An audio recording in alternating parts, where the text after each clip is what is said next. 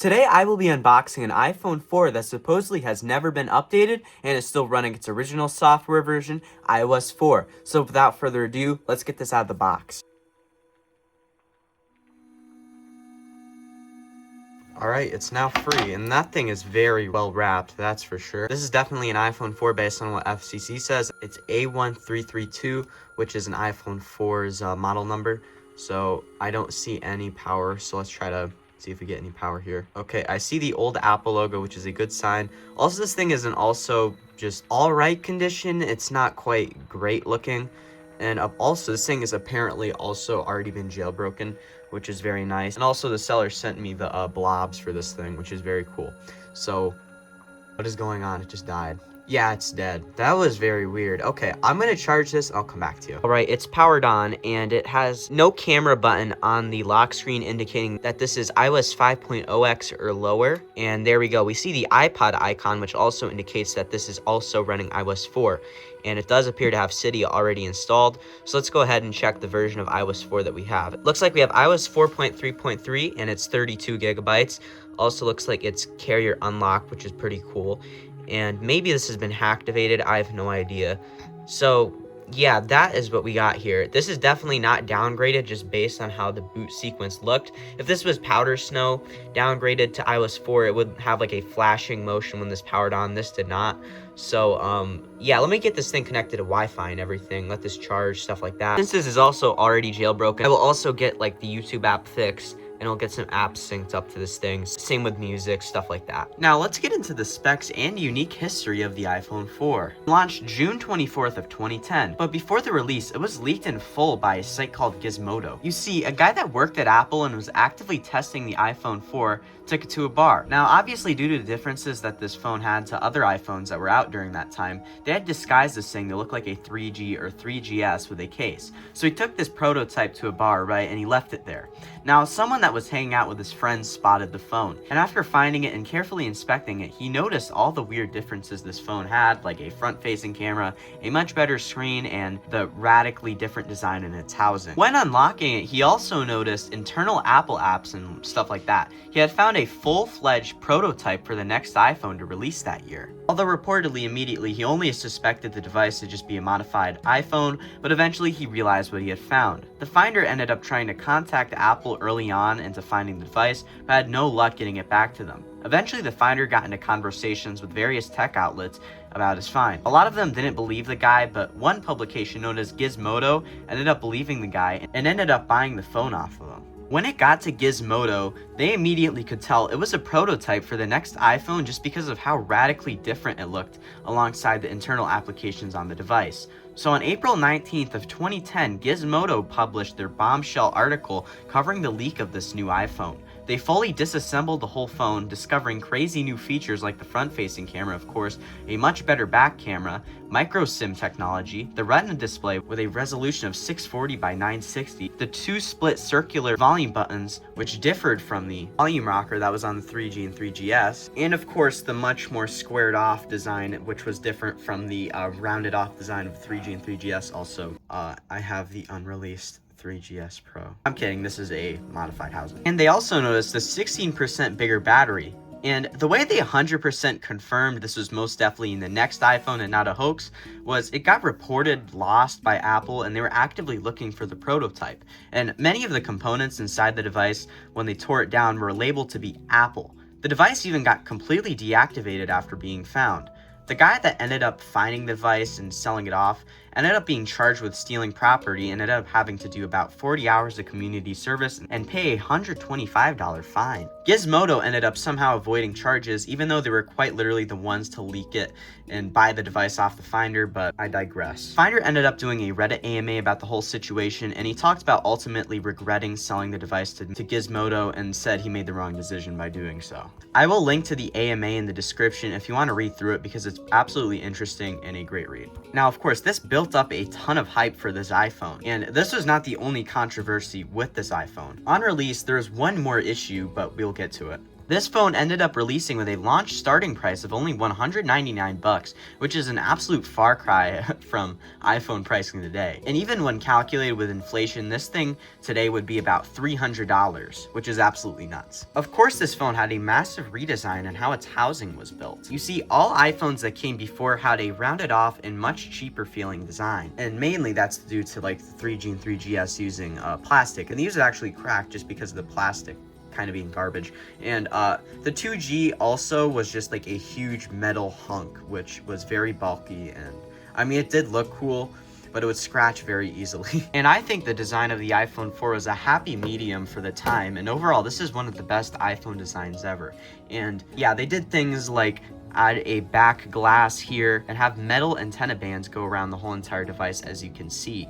They also ended up changing the volume buttons, as we mentioned over here, to be like more circular looking and actually be a more premium metal instead of whatever the heck they were using on the 3G and 3GS. And they ended up redesigning the whole entire antenna band system, as we mentioned, and that ended up causing another controversy known as antenna gate, where if you held your phone in a certain way, mainly like this, where you had your hand on the left side of the phone, it would cause your service to go down and even sometimes dropped calls. iOS 4.0.1 ended up trying to fix this issue, but it really did not do much. And because, of course, changing the way cellular bars show up does not really change the fact that the device is defective. Apple ended up having a press conference where they sort of downplayed the issue by showing that other phones had similar issues with their antenna design, but at the same time, in the end, they gave out free bumper cases, which actually got remade for the iPhone Air recently, to combat these issues. This, of course, mostly fixed the issue, but the design of the antennas would overall be changed up for the CDMA 4 that released later that year to completely eradicate any issues remaining. And if you did not have a CDMA carrier, you're kind of forced to wait for the 4S for this issue to be completely fixed. And now, let's go on to something that really isn't controversial. This was the first ever iPhone to have an Apple Silicon chip, and that, of course, being the A4 chip, which was first seen in the generic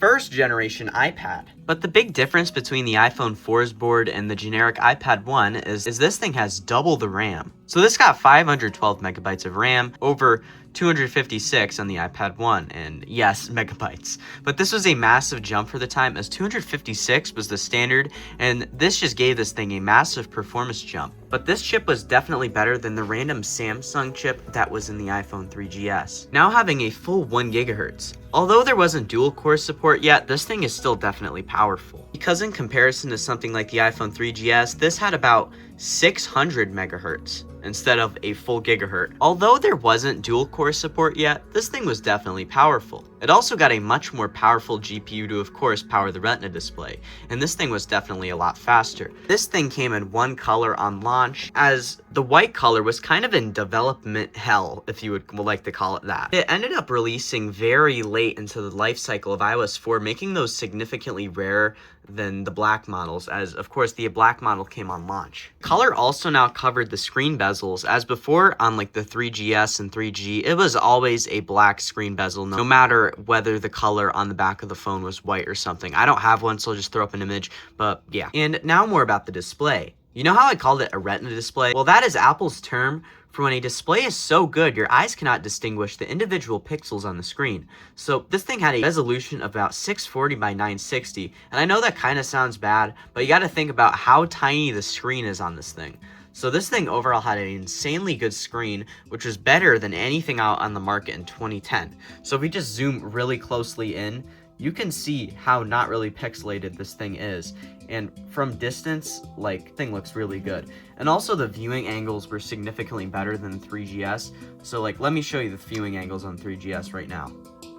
Not very good, right? Now let's look at that on the iPhone 4.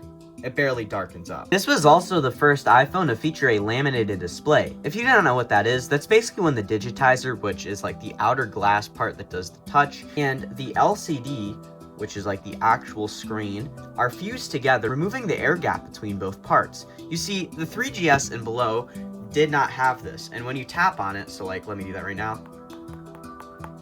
doesn't it kind of sound hollow? And if we look really close, it'll probably be hard to convey on camera because this is a black screen bezel. There's definitely an air gap there. But if we compare this to the iPhone 4, doesn't sound hollow, right? And there's no air gap at all. This also launched with storage options ranging from 16 gigs all the way up until 32. And 32 is much rarer on these, so I'm very glad to have found 32 as my first one of these iOS 4 iPhone 4s. This is also the first iPhone to have a selfie camera, which you can see right here, and let's actually put this on right now. As on all iPhones before, if you wanted to take a selfie, you would pretty much have to put your phone backwards and guess whether you were taking a good picture or not. So this was definitely a lot better because you could actually see what the photo looked like as you're trying to take the picture. Although the selfie camera was definitely cool and revolutionary, overall it did kind of suck because it was only VGA quality. But the front-facing camera was very good compared to the 3GS, going from about 3 megapixels on the iPhone 3GS. So let me get this thing powered up and I'll show you how bad the quality is right now. Yeah, it looks pretty garbage. Now let's look at the iPhone 4. This thing had a full 5 megapixel camera, and I don't know if you can tell, but I can immediately tell this is much sharper. It'll probably be hard to show on camera.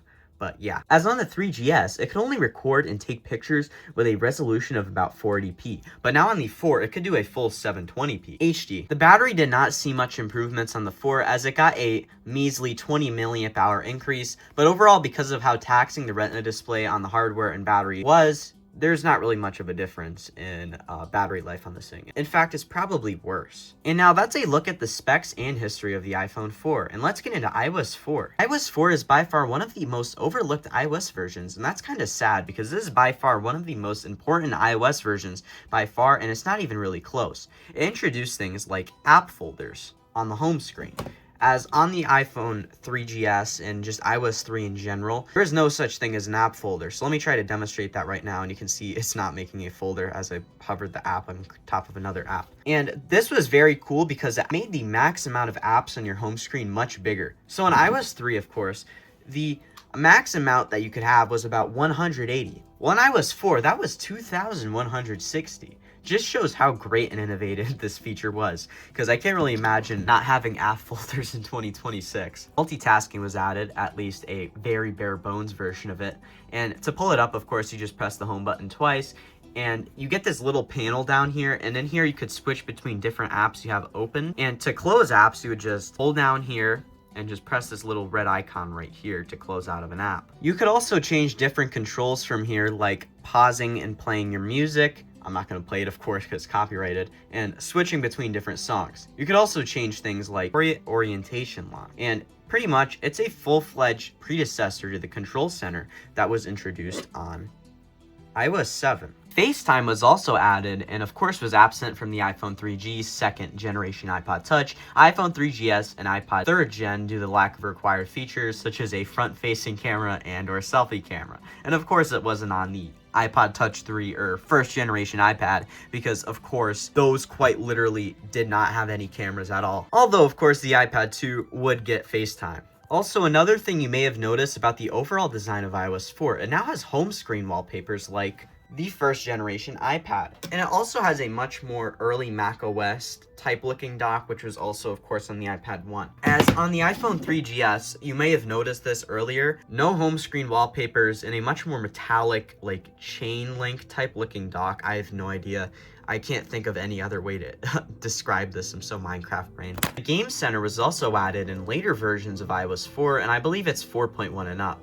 And it's where you can see leaderboard scores and invite people to play mobile games with you. Now, I completely forgot to record the part where we explore the device, so let's quickly do this. I, of course, got my music library synced up to this thing, so I'm definitely going to be using this thing as an iPod, which is very nice because it's a lot better than like something like an iPod Touch 4, because if something fails in here, you can easily repair it unlike that. I ended up fixing the classic weather app so I can see the weather in New York City right now, which is definitely a lot better than where I am at. I also synced up a ton of games to this thing, like Minecraft Pocket Edition, which I always play. It really does not matter what version I'm using I'm going to play it. And it's very cool because someone actually figured out how to port this to pre-iOS 4.3x versions, and I was actually playing this on an iOS 4.2.1 iPod Touch 4 the other day, which is actually very cool. I'll probably show you that when I unbox that iPod Touch at some point and chuck it in here. I also got some games in here like Ninjump DX. This is a classic iOS 4 game. So yeah, let's go play a little bit of it. Yeah, and you're just basically like a ninja. You're jumping between two walls. I'm probably gonna pop a shield quick.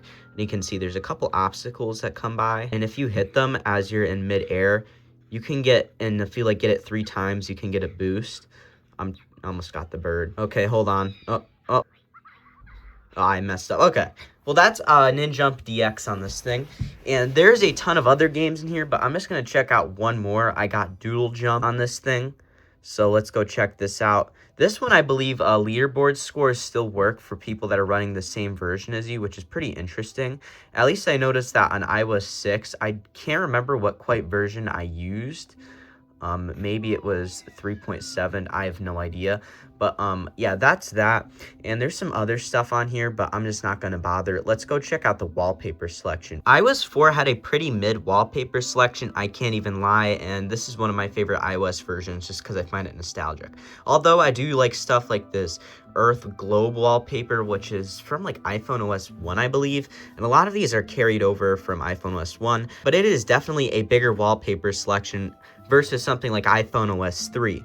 There's stuff like this ocean wallpaper, which is very nice, this fall leaf wallpaper, the classic bubble wallpaper that we all know, this one, which is like of some road or something, this one of some stone, and there's a bunch of other options of like stone.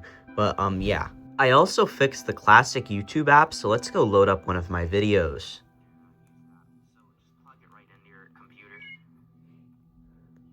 And yeah, it just works like that. I'm really not having any issues. Let's also take a look at some classic iOS 4 sounds. So let's go to ringtones.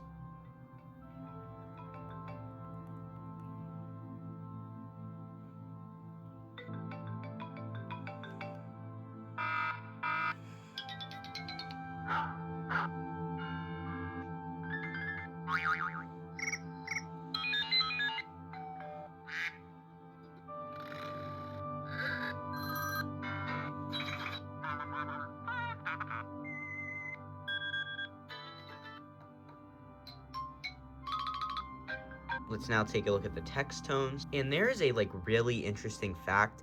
I'm not sure when this got added. I literally have never noticed this.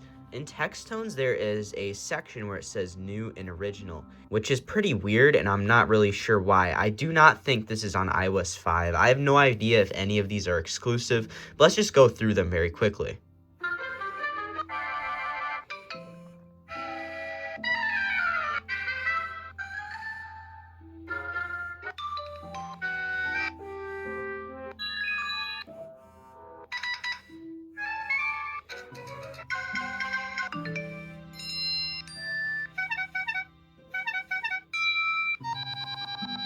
So yeah, overall very nostalgic, and I had no idea this was even a thing. Now, things like the App Store do not work. The only way I could get that to work is if I made my own proxy server and hooked it up, which really isn't worth it, and I'm not going to bother doing that. Let's take a look at some other stuff that is very unique. Skeuomorphic, like this calculator app, this is very skeuomorphic looking, and I really do like how that looks. Voice memos, which is also very skeuomorphic, and I do really like that.